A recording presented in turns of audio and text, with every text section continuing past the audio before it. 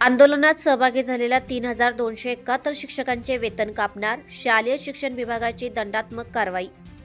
सामूहिक रजा घेऊन आंदोलनात सहभागी झालेल्या शिक्षकांचे एक दिवसाचे वेतन कापण्याची प्रक्रिया सुरू झाली आहे।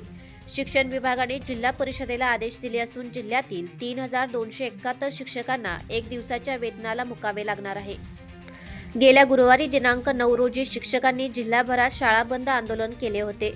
त्यामध्ये जिल्ह्यातील 3,271 शिक्षकांनी सहभाग घेतला होता। आंदोलनासाठी त्यांनी सामूहिक रजा काढली होती। आंदोलनामुळे जिल्हा परिषदेच्या 4,043 शाळांतील विद्यार्थ्यांना सक्तीची सुट्टी घ्यावी लागली होती। एकूण 578 खाजगी शाळांपैकी 55 शाळांना ही सुट्टी मिळाली होती। याची गंभीर दखल शासनाने घेतली आहे। सामूहिक रजा घेतलेल्या शिक्षकांवर शिक्षण विभागाने कठोर कारवाईचे आदेश दिले असून त्यांचा एक दिवसाचा पगार कापला जाणार आहे। आंदोलनाने झालेले शैक्षणिक नुकसान भरून काढण्यासाठी सुट्टी दिवशी जादा वर्ग घेणार असल्याचे आंदोलक शिक्षक संघटनांनी जाहीर केले आहे।